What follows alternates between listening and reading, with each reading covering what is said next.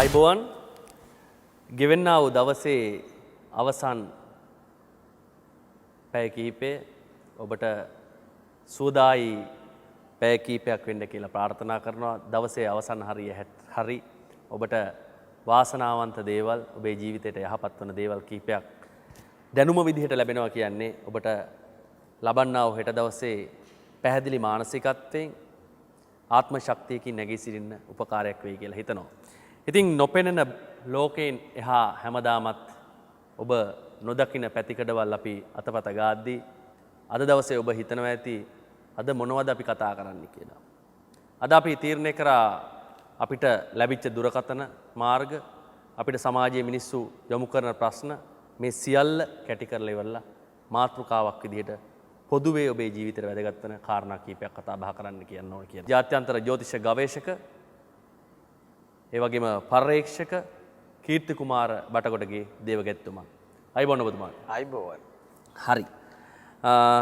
පොදු ප්‍රශ්න කියලා කිව්වහම මම හිතුවා මෙතනින් පටන් ගන්න ඕනේ කියලා. දරුවෙක් ලැබෙන්න ඉද්දී අම්මා පරිස්සම් වෙන්න ඕනේ කියනවා. ඇයි එහෙම කියන්නේ? දරුවා යනු මේ විශ්වයේ සල්ලි වලට බලයට කුලයට ගන්න පුළුවන් වස්තුවක් නොවන නිසා දසකුත් මසක් රන් කුසයේ හොවාගෙන හදලා වඩලා රන්දෝතෙන් කිරි හොවාගෙන නැලවිලි ගීද කවි වැල් කිය ලාරැක දෙවියන් දුන්නු දෙවිතැංග ඔබ නොවේද දසකුත් මසක් රන් කුසේ හොවන් රන් ලේ කඳ කඳ කිරි කර පොවලා දෑතට තුළුළු කරන් හෘදේ ස්පන්දනයත් එක්ක මේ ලෝකෙට ධාතු වෙන දහයාද කරන දරුවා ඒ රත්තරන් අම්මා තාත්තගේ ජීවමාන දෙවිවරයා. හරි. දැන් මම එතනින් ආරම්භ කරන්න හේතුව තමයි කීර්ති කුමාර මහත්මයා මේ දරුවෙක් උස්මහත් වෙද්දී අධ්‍යාපන කටයුතු වලදී දෙමාපියන්ට පුදුමාකාර බරක් වේද. ඒකට හේතුව තමයි සමාජයට වැඩදායි පුද්ගලයෙක් විදිහට අපේ දරුවා සමාජගත වෙන්න ඕන කියන තැන ඕනම දෙමව්පියෙක් ඉන්නවා. අන්න එතනදී අපි දකින දෙයක් තමයි අධ්‍යාපන ඉදිරියට දරුවා යවන්නේ කොහොමද කියන දේ දෙමව්පියෝ කල්පනා කරනවා. දරුවට අධ්‍යාපනය කරගන්න බැයි නම් අපේ අම්මලා තාත්තලා හතර වටේ දුවනවා. දේවාල වලට ගිහිල්ලා කියනවා, පන්සල් වලට ගිහිල්ලා කියනවා අනේ මගේ ළමයාව පාස් කරලා දෙන්න. විභාගයක් ඉවරනකන් ගිහිල්ලා වැඳගෙන පැය ගණන් අම්මලා කන්නලව් කරනවා. ඉතින් මොකක් හරි ශක්තියක් එනවද ඕකෙන් ළමයට මේ අධ්‍යාපනයේ හොඳ ප්‍රතිඵලයක් එන්න. රත්තරන් පුතේ අද ඔබේ අම්මා මේ වැඩසටහන බලාගෙන ඇති. ඒ අම්මා කොච්චර සතුටු වෙනවද පුතේ අද ලොවක් දකින්න පුතෙක් මගේ ලේන් මේ විශ්වයට දායාද කරන්න ලැබුණා කියලා. ඒ වගේම රත්තරන් පුතේ දහසක් ලෙඩුන් හොද කරන වෛද්‍යවරු හදපු අම්මලා දහසක් මේ රට ලෝකේ යහපත් රත්තරන් දරුවෝ හදපු අම්මලා මේ මහා සංඝ ශාසනයේද රත්තරන් දරුවෝ පූජා කරපු අම්මලා මේ ලෝකෙ කොච්චර සතුටු වෙනවද ඇති පුතේ. රත්තරන් දරුවෙක් රන් කුසට ආපු ගමන් අම්ම කියන්නේ නීලති මුතුද නෙත් යුවලින් හැඩ වෙන්නේ රන්වන් කෙහිට කළු පාටින් හැඩ වෙන්නේ බෝසත් ගුණැති කුල දරුවෙකු බිහි වෙන්නේ පත්තිනි අම්මේ මට දැන් ආවඩලන්නේ පත්තිනි අම්මේ මට දැන් ආවඩලන්නේ එහෙම බිහිවෙච්ච දරුවට ඊට පස්සේ කියන්නේ ශිල්පය ඥානය බුද්ධිය මතකය පිහිටවලා දෙන්න කියලා. උගත් සමාජගත රාජ්‍ය තාන්ත්‍රික රැකිරක්ෂා ලබන සමාජ ලෝකයේ හැමෝම ඉස්සරහා ගුණගරුක දරුවෙක් ලැබෙන්න කියලා තමයි රත්තරන් අම්ම තාත්තා ප්‍රාර්ථනා කරන්නේ. ඒ ඇයි පුතේ මේ විශ්වයේ මේ පොළොවේ හිට ගන්න නම් පුතේ උගත්කම බුද්ධිය ඥානය තියෙන්න ඕනේ, දැහැමි වෙන්න ඕනේ, බෝසත් ගුණ තියෙන්න ඕනේ. මේ අද අපිට සමහර විට අභියෝග කරන උගත්යයි කියන බුද්ධිමත්යයි කියන ලෝකෙම දන්නවයි කියන ওই විද්වතුන් මහා බල ඉෂිවරයින් අර රත්තරන් අම්මගේ කුසේදී අර අම්ම කිව්ව නිසා දෙවියෝ එහෙම කරන්නේ නැති. එහෙත් මම නම් හිතන්නේ පුතේ එහෙම දරුව බුදුන්ට දෙවියන්ට අගෞරව කරනව නම් ඒක අම්මගේ පපුවට වෙඩි තියනවා වගේ ඇති. කමන්නේ මගේ රත්තරන් පුතේ අපි නම් ඕවට සැලෙන්නේ නැහැ. එකක් මතක තියාගන්න මේ විශ්ව ධාතුවට බිහි වෙන රත්තරන් දරුවන් වෙනුවෙන්ම දෙවිවරු දෙන්නෙක් ඉන්නවා පුතේ. සුදෝ සුදැති සුදු පියුමක මැද වැඩ ඉන්නේ සත් මුදුනෙත් හඬ ලනවි නාව නදන්නේ ඥානය මතකය බුද්ධිය අරගෙන එන්නේ සරස්වති දෙවි අම්මා පුදට වඩින්නේ ගං ඉයුරෙන් මුතු ඉයුරින් මැවි වඩින්නේ දෝතට රන් දරුවෝ අරන් නලවාලන්නේ මිහිරි නදට කවි ගීවැල් කියාලා දෙන්නේ සරස්වති දෙවි අම්මා දරුවෝ රකින්නේ ඇත් හොඬ තලයකි මුහුණේ දිලෙන්නේ කහවන් සුදු සාලු සේල ආඳින්නේ ඉෂිවර නුවණද මතකය දෙන්නේ ගණපති දෙවියෝ දරුවා රකින්නේ බුද්ධිය ඥානය තව වැඩි වෙන්න ලොවටම ගුණ බාල දරුවෙකු වෙන්න ගුරු දෙගුරුන්ගෙන් පහස ලබන්න ගණපති දෙවියනේ ආවඩලන්න ගණපති දෙවියනේ ආවඩලන්න ඔහොම නොකියන අම්ම කෙනෙක් ඉන්නවද පුතේ රත්තරන් දසමස කුස හදලා ලේ කඳම කිරිකර පොවල හදලා නැලවිලි කවිගී කියලා දෝතේ තුරුරු කරන් හදපු දරුවා ලෝකේ ජය ගන්නවා දකින්න අම්ම තාත්තා පුතේ යක්කු පෙරේතයන්ටත් කියන්න ලෑස්ති. එහෙම කියන්න ඕනේ නෑ පුතේ. 33 කෝටියක් දෙවි දේවතාවුන් වහන්සේලා අතරේ දරුවොන් වෙනුවෙන්ම වෙන්වෙච්ච සරස්වති දෙවියෝ ගණපති දෙවියෝ ඉෂිවර දෙවියෝ ඉන්නවා. අපිට සුර සැප දෙන දෙවියොත් ඉන්නවා. කවුද? ලක්ෂ්මි දෙවියෝ. අපි ඒව වෙනම කතා කරමු. අනේ රත්තරන් මගේ බුදු අම්මේ තාත්තේ පුතේ ඔබ ගෙදරදී ඔබ ඉන්න බුදු පහන ළඟින් සරස්වති දෙවියන්ට ගණපති දෙවියන්ට ඔබේ චූටි පුතු පැටිය අතින් දෝණි අතින් එක පහනක් දල්වන්න පුරුදු කරන්න. ඒ රත්තරන් දරුවා ලෝකයා ඉදිරියේ සිංහෙක්සේ ජය ගන්නවා. ඒක 33 කෝටියක් දෙවියන් සත්‍යානුකූලව දරුව රකින්නවා. මේ පායන ඉර සත්‍යක් නම් මේ බැස යන ඉර සත්‍යක් නම් බුදුන් මේ දෙරණට වැඩිය බව සත්‍යක් නම් ගණපති සරස්වති දෙවියෝ දරුවෝ රකින්න එක සත්‍යයි පුතේ. හරි අපි වෙනත් පැත්තකට යමු. මට ඔබතුමා කියන්න දැන් ලෙඩ සුව කිරීම. ඒ ගැන මම කතා කරද්දී මම මෙතනදී අදහස් කරන්නේ කෙනෙකුට පෙරේත දෝෂයක්, යක්ෂ දෝෂයක් එහෙම නැත්නම් ඔය නොපෙනෙන බලවේග හරහා වෙන දෝෂයක් නෙවෙයි. යම් කිසි කෙනෙකුට හොයාගන්න බැරි ලෙඩක් තියෙනවා. වෛද්‍යවරුන් ගාවට ගියත් කොච්චර බෙහෙත් ගත්තත් හොඳ වෙන්නේ නැහැ. මේ දේ දේව බැල්මකින් හරි ඔබතුමාට දකින්න පුළුවන් යම් කිසි ඥානකින් හරි ඒක හඳුනාගන්නේ කොහොමද? ඒකට ප්‍රතිකර්මයක් දෙන්න පුළුවන්. පතරන් පුතේ දුවේ ඉස්සෙල්ලම අපි හොයමු මේ විශ්වෙට වෙදකර්ම අරන් ආවේ කවුද කියලා. ඒ ඊශ්වර දෙවියෝ.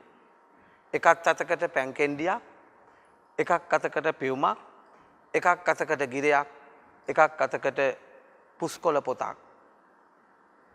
වෛද්‍ය විද්‍යාවේ අද ඊටාම දක්ෂ වෛද්‍යවරු ඉන්නවා. ලෝකෙ එච්චරටම දියුණුයි. ඒත් රත්තරන් පුතේ කර්මයේ කර්මඵලය නරකතට ආවම වෛද්‍යවරු 1000ක් වට වුණත් පුතේ ලෙඩේ සැංගෙනවා. ලෙඩේ හොයාගන්නකොට ඒ කෙනා මලවුන්ගේ ලෝකෙට ගිහින් ඉවරයි. රත්තරන් මගේ දුවේ පුතේ ඔබේ ජීවිතයට කවදාවත් කිසිම නරක කර්ම අපල විපර්කයකින් හානි කරන්නට ඉඩ දෙන්න එපා.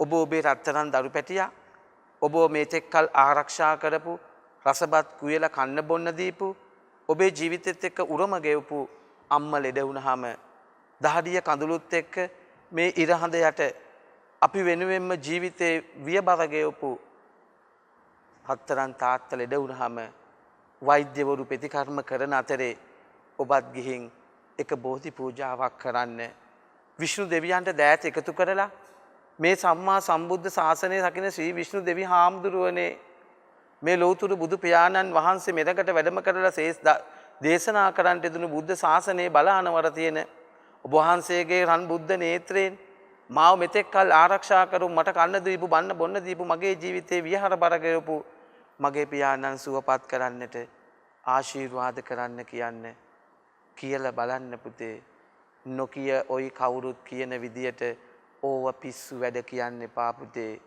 මේ විශ්වයේ පුතේ අපිට පේන දේවල් පිමනක් අපි ජීවිතේ ලං කරගන්න ගත්තොත් ඔබට මට හුස්ම ගැනීමේ අයිතියවත් නැහැ. මොකද හුස්ම පේන්නේ නැති නිසා පුතේ. එහෙම නොවෙමු අපි. මේ කියපු කාරණාව ඔබට තවත් අහුරු වෙයි. මේ දේ බලන්න. පුතා ඉස්සල්ලාම සිහිය නැතුව වැටුණා. වැටිලා එයා කියවන්න පටන් ගත්තා. මට කවුද අවතාරයක් පේනවා 100 කෙනෙක් පේනවා කියලා කියවන්න පටන් ගත්තා. ඊට පස්සේ එයා ඌරු මස් ඉල්ලලා කෑ ගහන්න පටන් ගත්තා. මිනි කනත්තට යන්න දුවනවා, මාව මරන්න හදනවා, මිනි කනත්තට යන්න ඕනේ කියලා කියනවා. ඒ වගේ ගොඩ කරදර වුණා. තොইল 4ක් කරා. දේවාල නම් කියන්න බැරි තරම් දේවාල තොගයකට ගියා. ඒ ගිහලා එකකින්වත් පිළිසරණක් අපිට තිබුණේ නැහැ. ඒ ඉන්න අතරට තොইল විශ්වාස කරන්නේ නැතුව ඊට පස්සේ අපි මනෝ වෛද්‍යවරයෙක් හොයාගෙන ගියා. එතනිනුත් මනෝ වෛද්‍යවරයා බල්ලකෝ මෙයාට කිසිම ගැටලුවක් නැහැ. හොඳ තත්ත්වයක ඉන්න ළමෙක් කියලා. ගෙදර වලම් පෙරලනවා, කෙනෙක් පේන්නේ නැහැ. පිඟම් පොලේ ගහනවා, පැදුරු පෙරලනවා, සද්ද බද්ද ගොඩ තිබ්බා. ගෙදර අපිට ඉන්නත් බය වුණා. මේ එහෙම තත්ත්වයක් තියෙද්දි දේවාලයට ගෙනහම කීර්ති මහත්තයා කිව්වා මේ පුතාව මම සනීප කරලා දෙන්නම්, මට කරන්න පුළුවන්, මේව සනීප කරන්න පුළුවන්, මම ඊට වඩා ලොකු දේවල් කරලා තියෙනවා, බය වෙන්න එපා කියලා කීර්ති මහත්තයා බාරගත්තා. බාරගෙන හැබැයි ගෙදර ගියොත් නම් සනීප කරන්න බෑ, පුතාව මෙහෙ තියන්න කිව්වා. ඊට පස්සේ අපි දවස් 3ක් කීර්ති මහත්තයා ගාව තවත් පුතාලා දෙන්නෙක් ආරක්ෂාවට තියලා එහෙ නවත්තලා කීර්ති මහත්තයා අපිට කෑම් බීම් කොම් පිළිවෙලක් කළා. දවස් 3ක් පුතාලව බලාගත්තා. එතන ඒකෙන් පහන් කරාට පස්සේ පුතාට හොඳටම සුවයක් ආවා. කීර්ති මහත්තයා ඉතින් එතනට මම ගොඩක් දෙනෙක් ඇරියා. ඒ ඇරි එක්කෙනෙක්වත් මේ කියන්නේ සුව නොවුණු කෙනෙක් නෑ. ඒ ඇරිය හැමෝටම සුවයක් ආවා. මෙයාගේ ඉතින් දරුණු බන්ධනයක් කපලා මේවා කරලා අපිට ගොඩ පිහිටක් අරන් දුන්නා. කීර්ති මහත්තයාට මම අදවතින්ම සලකනවා. අදටත් අපි හැම අවුරුද්දක් ගානේ මෙතෙන්ට ගිහිල්ලා පළතුරු පූජාවල් දීලා, මුරුතැන් පූජාවල් දීලා, බුදු පිළිම පූජා කරලා ගොඩ කීර්ති මහත්තයාට මේ අපි සලකන. අද දවසේ නොපෙනෙන ලෝකෙන් එහා වැඩසටහන බලන ගොඩක් දෙමව්පියෝ තමන්ගේ දරුවන්ට මොන වගේ දෙයක්ද කරන්න ඕන, දරුවන්ගේ දියුණුවට මොන වගේ අවබෝධයක්ද ඕන කියන කාරණාවේ තමන්ගේ සිත ඇති. නමුත් මේ වැඩසටහන අවසානයේ වෙද්දී ඔබට බොහොමයක් දේවල් වැටහෙවි. ඔබතුමා මට කියන්න දැන් සමහර දෙමව්පියෝ කියනවා අපි දකිනවා දැන් අපිත් එක්කත් ඉගෙන ගන්න කාලේ හිටපු සමහර ළමයි ගත්තාම හොඳට කාලයක් ඉගෙනගෙන එනවා. යම්කිසි තැනකදී වෙනත් පැත්තකට හැරෙනවා. දැන් අම්මලා තාත්තලාත් කියනවා ළමයා හොඳට හිටියා එකපාරටම මෙහෙම වුණා. ළමයා දැන් ඉගෙන ගන්න නැහැ. කොහොම කියන අය ඉන්නවා. ඔතනදී යම්කිසි කෙනෙක් තරහට දරුවෙකුට මොන හරි දෙයක් කරොත් අනවිනයක් කොඩි විනයක් මොන හරි කන්න දෙයකට දාලා දුන්නොත් වතුර උගුරක් කොහෙන් හරි බොද්දි ඒකට මොන හරි දාලා දුන්නොත් මේ ළමයාගේ චර්යාව රටාව වෙනස් වෙලා ඒ ජීවන ගමන එහෙම් පිටින්ම අනිත් පැත්ත හැරෙනවද? රත්තරන් පුතේ ඔබත් මාත් අහලා තිබෙන අඟුලිමාල යනු කවුද? ඔබ නෙවෙයිනේ. නෑ. අඟුලිමාල යනු ශිල්ප නැනහලේ සිටපු දක්ෂම ඒ ශිල්ප හලේ ඒ ගුරුවරුන්ගේ හිතගත්තු දක්ෂම දරුවා. කාටද ඉරිෂ්‍යා ක්‍රෝධය ඇති වුණේ? තමන්ගේ මිතුරන්ට. මන්ද හැමදාම හොඳහන්නේ මේ ශිෂ්‍යයා බලන්න කරපු උප්පර වැට්ටියක හැටි. එදා ඒ ශිල්පහලේ හිටපු ඒ දක්ෂතම ඒ ශිෂ්‍යයා අවසානයේදී 999 දෙනෙක් මරලා රත්තරන් ලේකඳ තමන්ට දීපු අම්මවත් මරන්නේදී එදා ඒ අඟුලිමාල බේරගන්න ඒ පාපයෙන් මුදවන්න අප ලෝතුරු බුදු පියාණන් වහන්සේ දා හිටියා. නමුත් 999 දෙනෙක් මරණතුරු බුද්ධ නේත්‍රයට පවා අසු නොවුනේ ඔහුගේ එච්චරටම පාප කර්මයක් තිබුණු නිසායි. මගේ රත්තරන් පුතේ එක දවසක් අම්ම කෙනෙක් ඇවිල්ලා මට අඬ කියනවා අපේ දුව හොඳින් ඉගෙන ගත්තා. විභාගෙට ඔන්න මෙන්න කිට්ටු වෙද්දී එහා ගෙදර ඇත්තෝ තරහ නිසා දරුවා හොඳින් විභාග සමත් වේවි කියලා හැමදාම උදේ ඉඳන් හැන්ද වෙනකන් අධික ශබ්දයට රේඩියෝ එක කැසට් එක දානවලු. ඒ රත්තරන් දරුවා පාරේ බැහැලා යද්දී එක එක නිന്ദා අවලාද කරලා ඒ මනස විකෘති කරනවලු. එපමණක් නෙවෙයි එක දවසක් ඒ දරුවගේ නමට කැලෑ පත්තර ගහලා තිබුණා. ඒ කේන්දරේ පරීක්ෂා කරද්දී අපි දැක්කේ නීච වූ රාහු රවිචන්ද්‍රයාගෙන් බල වැසිලා අර රත්තරන් දරුවා මේ හෙට අනිද්දා ලබන්න තියෙන මේ සවසවි ගමනට පූර්ව බල දරන්න තියෙන මේ උසස් පෙළෙන් සමත් වෙන්නට තියෙන බාධකයක් විදියටයි මා බාධකයේ හඳුනගෙන ඒ විනාශය කරපු ඒ ඇත්තොන්ට ඒ ගෙදර ඉන්නවත් බැරි වෙන්නට එළවා දැම්මා. සමහර කෙනෙක් හිතයි මං කරේ වැරද්දක් කියලා. නෑ පුතේ. අද ලෝක සමාජ ධාතුව තුල යුක්තිය සාධාරණේ ඉෂ්ට නොවුනොත් බුදුන් වඳින්න ඉතුරු වෙච්ච මේ දෑත් ටිකත් දෙවියන්ට පින් දෙන්න ඉතුරු වෙච්ච මේ දෑත් ටිකත් මේ විශ්වයේ නැති වුණු දහට ඔය ඉන්න 33 කෝටියක් දෙවිවරු දැන් නෑ.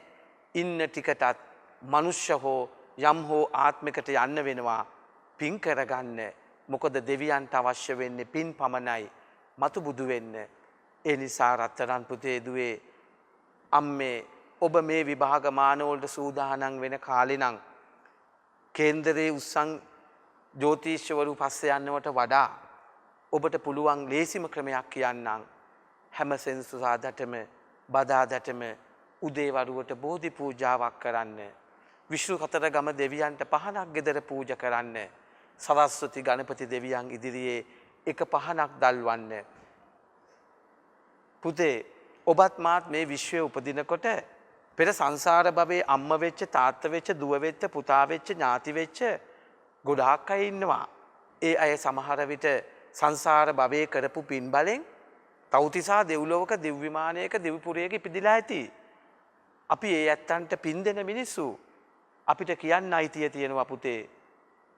සංසාර භව කතරේ භව ගමනේදී පිටින් දුටුවා වූ නිතින් දුටුවා වූ යම් ඔබේ වූ මගේ වූ යම් ඥාතියෙක් තවුතිසා දෙව්ලොව දිව්‍ය මම්පුරයක දිව්‍ය මම් පාද පද්මයක උපදැත්නා නම් අනේ මේ අවස්ථාවේ බලාන පිහිටුවා ගුණ බල දී සෙද්දී සිත් බෙන්නා ගන්නාසේම මගේ රත්තරන් පුතුන් මගේ රත්තරන් දියණියන් මේ පූදානම් වෙන්නා වූ විභාගමානයේදී නිත්‍ය ජය ලබා ගන්නට ඒ දරුවාට තිබෙන්නා වූ සියලු කර්ම විපාකයන්ගෙන් මුදවා ගන්නට ඒ රත්තරන් දරුවාට ඥානයේ මතකයේ බුද්ධිය ඊශ්වර මුල ලබා දවා දෙන්නට ඔබ වහන්සේලා ওই දෙවිමනේ සිට දිවසින් දිවස්ලා බලදී ගුණදී යනදී පීලදී සෙද්දී ලකිත්වා මේ විභාගමාන තිබෙන කාලාදීදී දෙවි දෝසාන්තර කාර්යයන්ගේ දොරට අන් කෙනෙකුටවත් විපත්තියක් මාලාවක් නොවේවා අත්පාය නිපදේවා අකල්මක් විපාක නොවේවා අනේ මේ රත්තරන් දරුවන්ගේ විභාගමාන කාලයේදී කිසිම දුක් කරදරයක් චිත්ත රූප කාල දසබල පීඩාවක් නම් සිද්ධ නොවේදී මේ සිත් සතුටෙන් තබා ඉසිවර නුවණින් මතකයෙන් බුද්ධියෙන් බල පෝෂණය කරවාදී මේ විභාගමානයෙන් නිත්‍ය ජය ලබන්නට සංසාර භව ගමනේ සත්‍යාත්මයක් තුළ නිතින් දුටු ආ වූ දෙව්ලොව බඹලොව සිටින්නා වූ පින් ඇති බල ඥාතියෙක් ඇත්නම් මගේ රත්තරන් දරුවන්ට ආවඩා බල වඩා ගුණ වඩා සිද්ධි රකිත්වා ආරක්ෂා කරත්වා අපේ සගා පුතාසේ. මම ඊළඟට අහන්න යන කාරණාව මට හිතුණා ඔබතුමාගෙන් අහන්න ඕනේද නැද්ද කියලා හිතලා ඉවරලා. නමුත් මේකත් අපි දැනගෙන ඉන්න ඕනේ. මොකද සමාජයේ තියෙන යම්කිසි විශ්වාසයන් තවත් අහුරු වෙන්නත් පුළුවන්. ඒ විශ්වාසය අතහරින්නත් පුළුවන්. මම අහලා තිනවා දැන් අපේ ගම්වලත් මේ සමහරව කියනවා ඔය මනුස්සයා කොහෙ ගියත් යකඩේ රත් කරත් දෙයි කියනවා. මොකද්ද මේ කතාව? මේ වශී කියන්නේ මොකද්ද? වශී කරනවා කියන මොකද්ද ඒ කතන්දරේ? මට නම් මේවා මෙයා ඉස්සරහා කියන්නත් බයයි. හැබැයි පුතේ වශී කියන එකේ දෙකක් තියෙනවා. එකක් පෙර සංසාර භවයේ අපි ගෙන්නා වූ පුණ්‍ය බලයන් එක්ක ලැබෙන වශී කර්ම ශක්තියන්. ඔය සමහර අය බලන්නකෝ. මනුෂ්‍ය වශී, දේව වශී, කාල වශී, රූප වශී කියලා තියෙනවා. පුතේ රත්තරන් පුතේ දුවේ මේ ලෝකේ ලස්සන රූපයක් ලබලා උපදින්න, පින් ඇති නේත්‍රයක් ලබන්න, ලස්සන පංච රූප කායක් ලබන්න පෙර සංසාර භවයේ පින් තියෙන්න ඕනේ. එවන් අයට මේ විශ්වයේ ඕනම බැඳීමක් ඇති වෙනවා. අප ලෝතුරු බුදු පියාණන් වහන්සේගේ තිබුණා යයි කියන ඒ පංචදේහ වර්ණවලට පුදුම විදියට මිනිස්සු වශී වුණා පුතේ. ඒක උතුම් වශීයක්. හැබැයි අපි ඔබ කතා කරන්න යන්නේ මිනිසුන්ගේ ජීවිතේ විනාශය තකා වශී කරන දේවල්. අනේ රත්තරන් පුතේ මම මේක කියන්නේ ඔබේ ජීවිතේ බේර ගන්නයි. ඔබේ රත්තරන් පින් ඇති ලස්සන දුවෙක් හිටියොත්, බෝසත් මහා බලවත් ගුණවත් ධනවත් පුතෙක් හිටියොත් සමහර විට ඒ කෙනාව එයාට ඕන වුණාම එයා වශී කරගන්න පුළුවන්. ඒකට මහ දෙයක් ගන්න නැහැ. බිත්තර 3යි, දෙහි 3යි, තුම්මන් හන්දියක වලලපු පොල් ගෙඩියක් හරි පස් ටිකක් හරි ගන්නවා. අරගෙන යක්ෂ භූතයෙකුට තීන්දුව පිල්ලුවක් හිර කරලා අර කෙනාගේ නම ලියලා ඒ නමට යවනවා.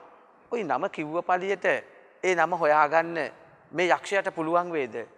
පුතේ ඔයාගේ ජංගම දුරකථනය අරගෙන ලෝකේ ඕනම කෙනෙකුගේ හරි අංකය ඇතුල් කරොත් තප්පර 3ක් ඇතුළත ඔබට ඒ කෙනාව සොයා දෙනව නේද? එතකොට ඒ තරංගය ගිය හැටිවත්, ගියේ කොතනින්වත්, කොහොමද ගියේවත් කියලා ඔබ මා දන්නේ නැහැ. ඒ වගේ පුතේ යක්ෂ භූත ප්‍රේතයින්ට යම් ආකාරයක දෙයක් කිව්වොත් ඒ දේ කරනවා. හැබැයි රත්තරන් පුතේ ඊට වඩා හොඳයි ඒ මිනිස්සයා මරලා දාන එක. යක්ෂ ප්‍රේත භූත බුම්මාණ්ඩයන්ට කියලා තීන්දුව පිල්ලු හිර කරලා ඇඟට බඩට දේවල් දීලා ඒ කෙනා වශී කරගෙන ඒ කෙනා නම් කරගත්තම පුතේ අර ලේ ධාතුවේ අරව එකතු වෙලා මහා විස ගෙඩි හැදෙනවා. නරක දේවල් වෙනවා. කවදාවත් කිසිම කෙනෙකුට යක්ෂ ප්‍රේත භූත බුම්මාණ්ඩයන්ගෙන් කාල රූප දේහ වශී කරන්න එපා. අපිට අහුනොත් අපි කපන්නේ තුම් පිල්ලෙන් යන්න. තුම් පිල්ලෙන් යද්දී පුතේ දොරට 3න් යනවා කියලායි කියන්නේ. කවදාවත් රත්තරන් පුතේ මිනිස්සෙකුගේ ජීවිතේ විනාශයට නම් මොනම විදියකින්වත් කාල රූප දේහ ප්‍රාණ වශී කරන්න එපා. කරොත් ඔබත් ඔබේ ගෙදර ඇත්තොත් කවදා හරි මේවට දඬුවම් විඳින්නම සිද්ධ වෙනවා. හරි. විවිධ න්‍යායන් තියෙනවා, විවිධ විෂයන් තියෙනවා. දැන් ඔබතුමා වෙනත්ම ආකාරයකින් යම් යම් දේවල් දකිනවා. මට කියන්න දැන් ගෙදර ගත්තාම මේ ගෙදරට යහපතක් කරන්න ඔබතුමා ප්‍රයෝජනට ගන්නේ වාස්තු විද්‍යා සංකල්පද නැත්නම් යම්කිසි න්‍යායක්ද ඔබට ආවෙනිකුණු ක්‍රමයක්ද? අත්තරම් පුතේ අපි පෙර සංසාර භවයේ මහා උතුම් පුණ්‍ය බල කර්මයකින් බලගතු නම් සොහනක නිදාගත්තත් අපිට කිසිම බලපෑමක් නැහැ මගේ රත්තරන් පුතේ. හොඳින් බලන්නකෝ සමාජ ලෝකෙ දිහා. අපි පෙර සංසාර භවයේ මහා පින් කරලා පින් බලෙන් මේ ලෝකෙ උපදින මිනිස්සු උපද්දා සිට මිය දෙනතුරු දෙහිගෙඩියකින්වත් පිරිත් නූල් පටකින්වත් එකම තොইল බයිලකින්වත් සෙත් ලබන්නේ නැහැ. ඒත් ඒ මිනිස්සු උපන්දා සිට මිය දෙනතුරු කාලා බීලා ඇඳලා පැළඳිලා මුළු ගමේම ධනවත්ම පෝසත්ම කෙනා විදියට ජීවත් වෙනවා. ඒ ඇත්තන් ඊට කලින් ආත්මේ මහා ධනවත් බලවත් පෝසත් වෙලා ඉඳලා නෙවෙයි දුගී දුප්පත් ගොවි ගෙදරක පොඩි තැනක ඉපදිලා මහ පින්කෙතු පින්වතු වවාගෙන ආරණ්‍ය හාමුදුරන්ට දන් දෙන්නේ නැති දුගී දුප්පත් මිනිසුන්ට පින්කම් කරන්නට ධෛර්ය ශක්තිය දෙන්නේ නැති වෛද්‍යවරු වගේ වෙලා දහසක් දෙදුන්ගේ ලෙඩ සුව කරන්නේ නැති ඒ පිනෙන් තවුතිසා දෙව්ලොව දෙව් විමන් පුරේදී මහා බ්‍රහ්මයා දිව්‍ය ආත්මයක් ලබා දුන්නා. අන්න ඒ ආත්ම බලය අනුව එයා මේ ලෝකේ ජීවත් වෙද්දී ඔයි කියන පුතේ භූමි දෝෂ අනවින කොඩිවින හූනියම් බන්ධන අකලට එන්නා වූ අකල් විපාක බාධක එහෙම නැත්නම් වට සීමාවෙන් කරන්නා වූ අනවින කොඩිවින හූනියම් ඔයි කියන්නා වූ නින්දාවලාද කිසිවක් වදින්නේ නැහැ පුතේ. එහෙත් අපිට ඔබට කිව හැකිද ඔබගේ මගේ ජීවිතයේ විනාශයට කොතනකදී හෝ කොයි තැනකදී හෝ කර්මඵලය හීන වෙයිද කියා. කර්මඵලය හීන වුණු තැනදී කලේ බිඳුන වගේ ඔක්කොම හොඳ ගිහිල්ලා නරක ඉතිරි වෙනවා. ඔබේ ජීවිතයට කවදාවත් නරක එන්නට නම් දොරටු හරින්න එපා. ඔබ ධනවත් පෝසත් වෙලාවේදී තමයි පුතේ ඔබ බුදුන්ගෙන් දෙවියන්ගෙන් පිහිට ඔබට ලබාගත යුත්තේ. එහෙම ඇරෙන්න ඔබට ප්‍රශ්නයක් වුණාට පස්සේ නෙවෙයි. මෙතුමා ගාවට යම් කිසි කෙනෙක් ආවොත් ඔහුට නිශ්චිත කාල පරාසයක් නැහැ විනාඩි 5-10 එහෙම වෙන් කිරීමක් නැහැ. ප්‍රශ්නයට පිළිතුර සොයා දෙනකන් ඔහු ඔබත් සමග ඉන්නවා. ඒ නිසා අපි මතක් කරනවා මැටරඹ සතර මහා දේවාලය උණුවටුන ගාල්ල මෙතුමාව හම්බ වෙන්න පුළුවන්. ඒ විතරක් නෙමෙයි 091 22 50 888 071 91 64 406 071 70 58 350 කියන දුරකථන ඇමතුම ඔබට විවෘත වෙලා තිනවා මෙතුමාව හමු වීමට අවස්ථාව ලබා ගැනීමට. ඉතින් සතියේකට සමුදෙද්දී තවත් සතියේකට ඔබතුමාට ආරාධනා කිරීමේ බලාපොරොත්තුෙන් ආයිබෝන් කියනවා. ආයිබෝන්. අද අපේ භාෂාවෙන් කියනවා නම් සැර මාතෘකාවක් තියෙන්නේ. කොඩිවින. මට කියන්නකො මේ කොඩිවින කිව්වහම හරි බයයි මිනිස්සු. කොඩිවිනයක් කරලා නේද කියලා දැනෙච්ච ගාම හැම තැනම දුවනවා. මට මුලින්ම දැනගන්න ඕන අද දවසේ කොඩිවින කපන්න පුළුවන් ඒවත් තියනවද? කපන්න බැරි ඒවත් තියනවද? එහෙම ඇහුවොත් නම් උත්තරේ පුතේ ඔව් කියන එකයි. කපන්න පුළුවන් ඒවත් තියෙනවා බැරි ඒවත් තියෙනවා. පුතේ බැරිය කියලා කියන්නේ තවත් කෙනෙක් වෙනුවෙන් තව කෙනෙක් ජීවිත අවදානමක් නොගන්න එකටයි. ඔබගේ ජීවිතේ බේරන්න මම මගේ ජීවිතේ පරපුරට තියන්න කැමති නැත්නම් ඒක කපන්න බැරි කොඩිවිනයක් වෙනවා. ඔබගේ ජීවිතේ බේරගන්න මම මගේ ජීවිතේ වුණත් පරදුරට තියලා වරදින්න හෝ හරියන්න හරි ඒක කපන්න සූදානම් නම් ඒක පුළුවන් එකක් වෙනවා. එවන් අයට අපිව පේන්නේ හරියට ණයට මුගටිය පේනා වගේ දත් කූරු කාගෙන ඉස මොලවගෙන ඔළුව මේ කරගෙන ගුගුරගෙන අපි ගාකට එන්නේ. අනි රත්තරම් බුදු පුතේ අර වගේ ජීවිතයක් ඇතුළට රාක්ෂ යක්ෂ ප්‍රේත භූතේ බුම්මාණ්ඩයක් ඇඟ හිර කරවුවාම මොන තරම් ඒ කෙනා දුක් විඳවනවද පුතේ? මොන තරම් ශරීර ප්‍රාණ කූඩුවට දුක් වේදනාවක් දෙනවද පුතේ?